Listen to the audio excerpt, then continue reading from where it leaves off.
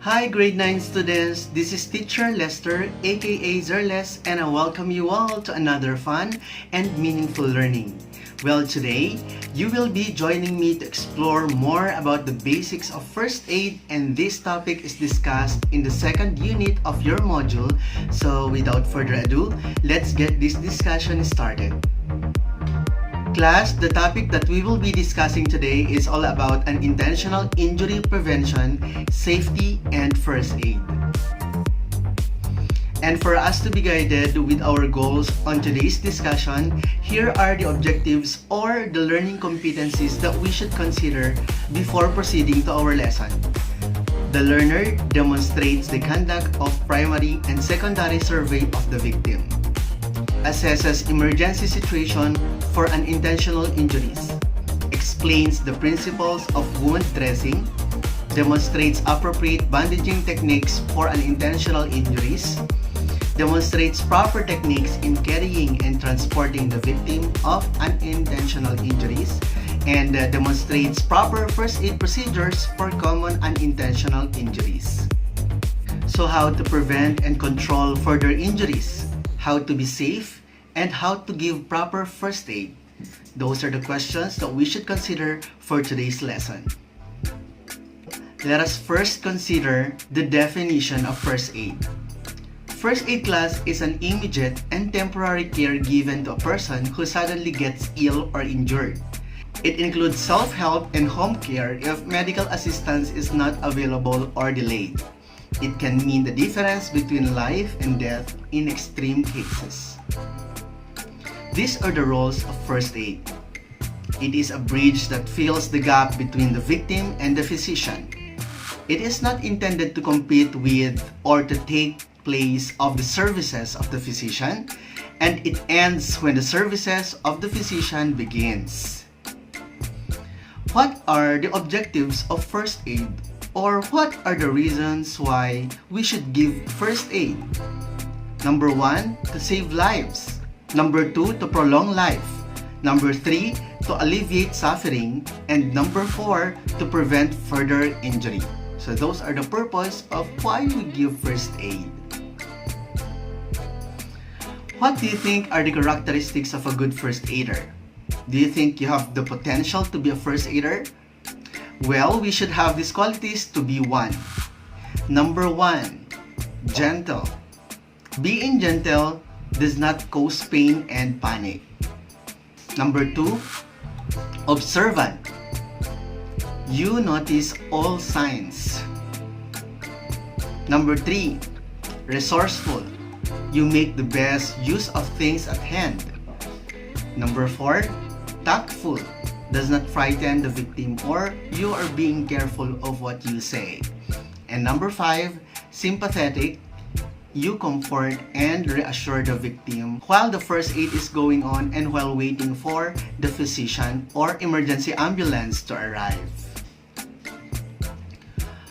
These are the principles of first aid, or the do's and don'ts when you are applying first aid to someone. Let's have first the do's of giving first aid.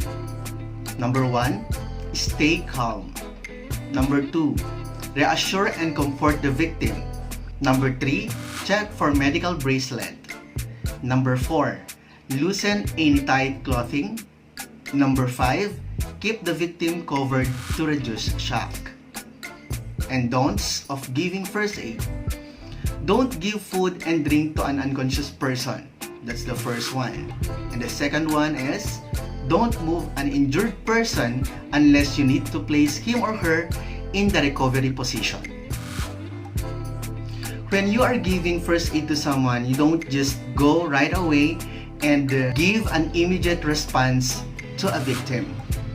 There are different steps in assessing emergency situations. What do you think are these kinds of assessments? First question to consider is anyone in danger? If yes, can the danger be easily managed?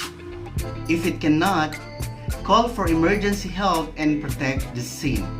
Second, move to the quietest victim. Gently shake the shoulders and ask questions. If the victim responds, Treat any life-threatening conditions. If there is no response, check the airway. Third, open the airway. Do the head tilt chin lift method. Fourth, check for breathing. If breathing, check for any life-threatening conditions. If not breathing, rescue breaths. If rescuer is alone, call for ambulance. And the fifth or the last one, look for signs of circulation. If the victim is a child or an adult who has suffered from a drowning or accident, proceed directly to CPR. Otherwise, look for signs of life such as movement and normal skin color. How to conduct primary and secondary survey?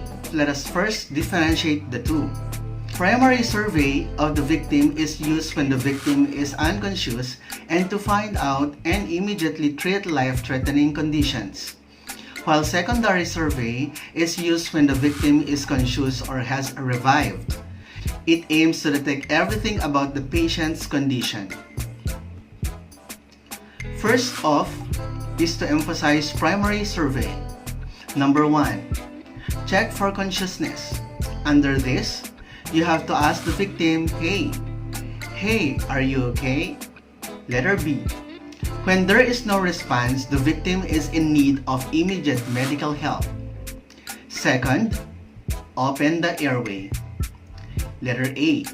Do the head tilt, chin lift procedure. Letter B. Find out if there is obstruction in his or her airway causing unconsciousness. Third to do with primary survey is to check for breathing. Letter A. Look for the chest movement, rise and fall. Letter B. Listen for the sound of breathing. And letter C. Feel for breath on your cheek. Number 4. Check for circulation. Letter A. Locate pulse with middle and index finger. Pulse indicates blood circulation, essential for heart and brain function.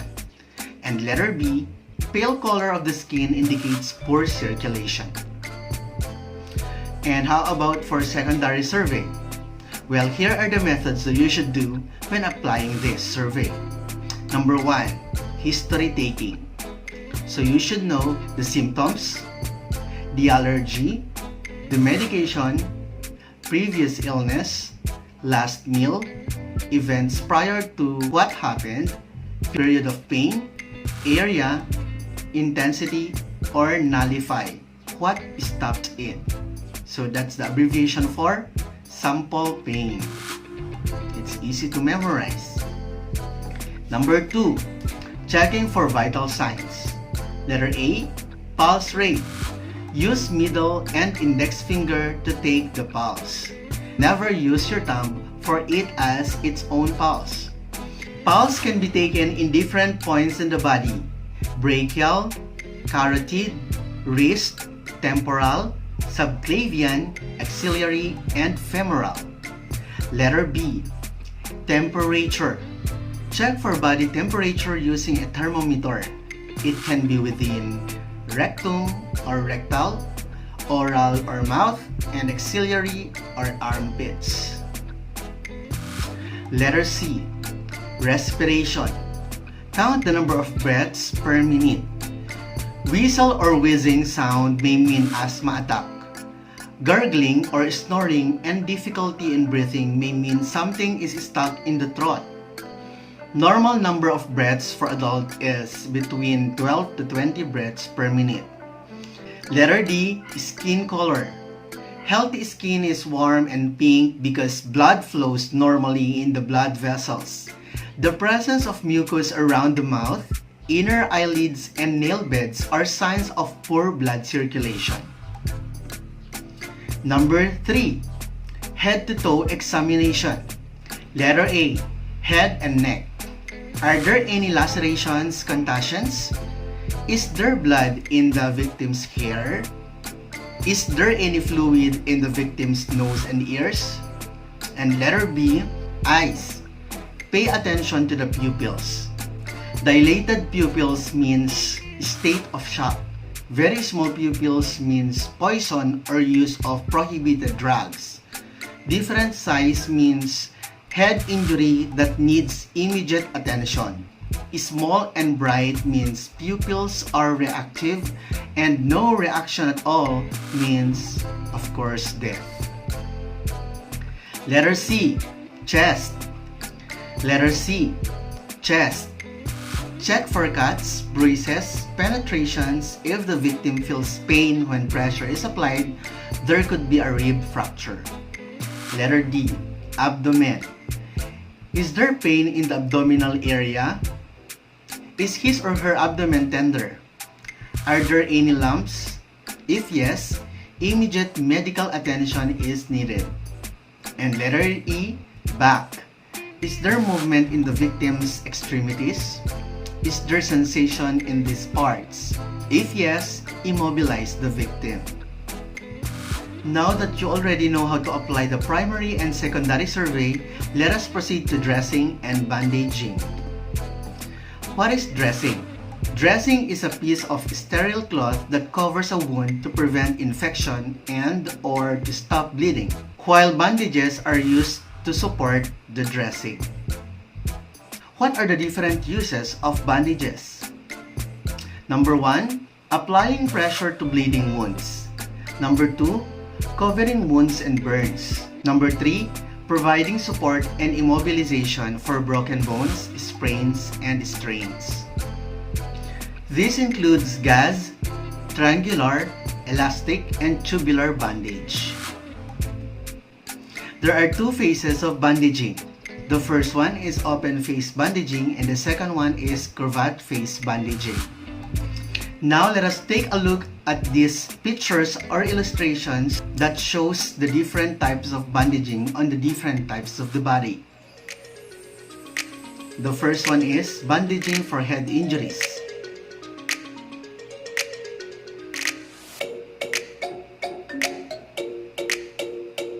The second one is chest bandage.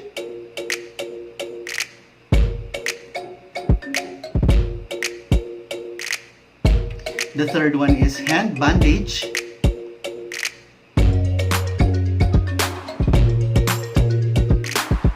The fourth one is underarm sling.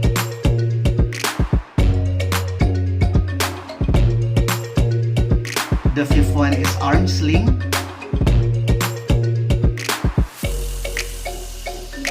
The sixth one is head cravat bandage.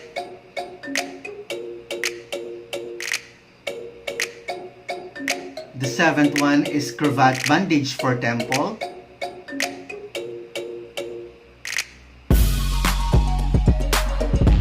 The eighth one is cravat bandage for temple.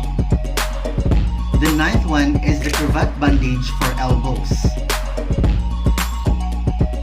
Number 10 is the cravat bandage for knee.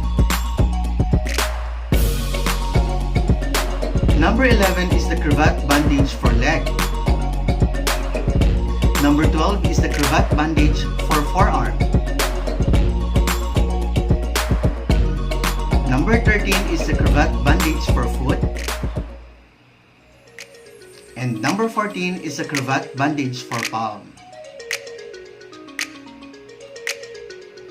And of course, we also have shoulder or armpit cravat.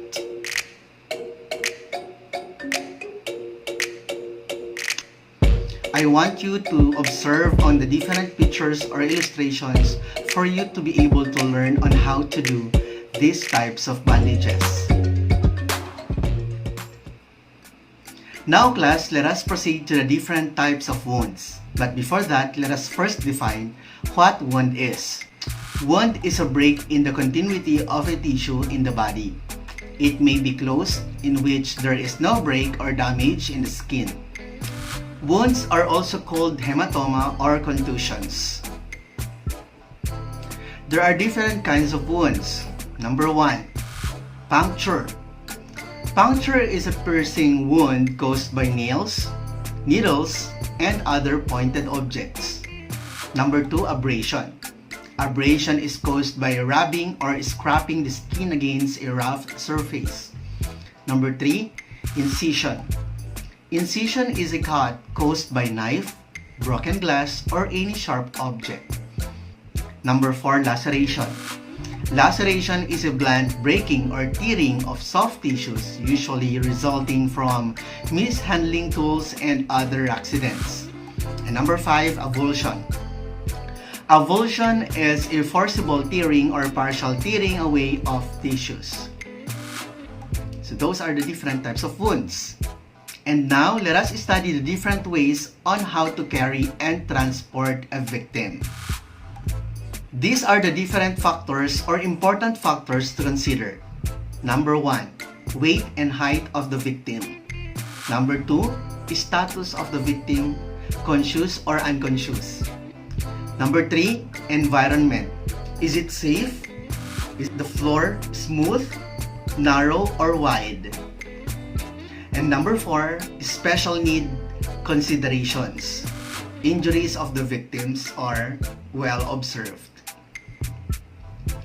Class, the different kinds of transport are one-man transport and 3 or more man transport. Let's explore more about this. What are the different types of one-man transport? First one is fireman's carry. The easiest way to transport a light and smaller victim. Second one is pack strap carry, when the victim is smaller than the first aider. Third one is shoulder drag. It is used when the floor is smooth, short distance transport. Fourth one is fireman's drag or tied hands crawl, used when first aider and victim must crawl underneath a low structure. We also have the blanket drag, which is the fifth one, used when the victim is seriously injured and should not be lifted. And let us now proceed to 3 or more man transport. Number 1, hammock carry. It is used when there are 3 first aiders. Number 2, bearer alongside carry. Carriers will stay on the uninjured side of the victim. Number 3, 6-man lift or carry. When there are 6 first aiders. And that's the last one. And now, let us proceed to the last subtopic, but the best thing that you should know. These are the first aid for common unintentional injuries. These are fracture, sprain, drowning, burns, dislocation, food poisoning, heart attack, heat stroke, heat exhaustion, choking, chemical burns, and stroke. Ways of giving first aid. Let's start with fracture. Number 1, check vital signs. Number 2, do not move the injured part. Number 3, stop bleeding if there is any. Number 4, if you have to move the person, immobilize the broken part by splinting. And number 5, seek medical help immediately. For dislocation, number 1, call for help immediately. Number 2, split the affected part. Number 3, do not try to move the dislocated part or force it back into place. Number 4, apply ice on the injured part to induce swelling. Next is sprain or strain. Number 1, rest the injured part. Number 2, apply ice. Number 3, compress the injured part. And number 4, elevate. Next is heat exhaustion. Number 1, transport the victim to a cool place. Number 2, give him plenty of water. Number 3, check for vital signs. And number 4, seek for medical help. Next is food poisoning. Help the person to lie down and rest. Number 2, give him plenty of flavorless fluid and a bowl to use if he vomits. Number 3, call for medical help if the condition worsens. Next, unintentional injury is choking. Number 1, ask the person if he is choking. 2, encourage him to cough. Number 3, give him 5 back blows if he cannot speak or stops coughing. Number 4, if it fails, try abdominal thrusts. Number 5, check his mouth for obstructions. And number 6, if not clear, call for ambulance. Next is drowning. Number 1, lay the person down. Number 2, check breathing and open the airway. Number 3, give CPR if necessary. Number 4, if he is breathing, place him in recovery position. And number 5, treat for hypothermia by removing wet clothes and cover with dry blanket. Next is heart attack. Help the person sit or lie down with head elevated. Number 2, call for medical help. Number 3, if he is conscious, give full dose aspirin and advise to chew slowly. Number 4, monitor vital signs. And number 5, give rescue breaths and chest compression if necessary. Next is chemical burns. Make sure that contact with the electrical source is broken. Number 2, flood with plenty of water. Number 3, wear gloves and place sterile dressing or bandage. Number 4, call for medical help. And number 5, treat for possible shock. Next one is burn. What to do with burns? Number 1, flood with cold water and cover if minor. Number 2, if severe, help the person to lie down and douse the burn with cold liquid. Number 3, do not delay medical help. Number 4, wear gloves and gently remove accessories or clothing when covered. And number 5, monitor vital signs and treat for shock. Next one is heat stroke. Number 1, move to a cool place and loosen clothing. Number 2, call for medical help. Number 3, wrap in cold wet sheet until it returns to normal body temperature. And number 4, monitor vital signs. And the last one is stroke. Number 1, if conscious, help the victim to lie down with head and shoulders raised or supported. Number 2, place a towel on shoulder to absorb any dribbling. Number 3, call for help. Number 4, loosen tight clothing. Number 5, monitor vital signs. And number 6, be ready to give rescue breaths and chest compressions. And that's all for today's discussion, class. I hope that you have learned a lot from the prevention and the safety and of course giving first aid to different kinds of unintentional injuries. And this is your performance task for today. I entitled this as Let's Do, Let's View. These are the instructions.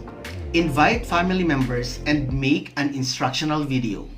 One member of the team shall act as the patient and one must take the video as you will demonstrate and instruct on how to administer first aid to common unintentional injuries listed below. Choose one among the list and do this at home under adult supervision. Choking, burn on the right palm, sprain on the left foot, fracture on the right arm, heart attack. These are the guidelines in making the instructional video. First, the video should be about how to administer first aid in common unintentional injury. Second, you are encouraged to use bandages, dressing, and other first aid paraphernalia for better demonstration.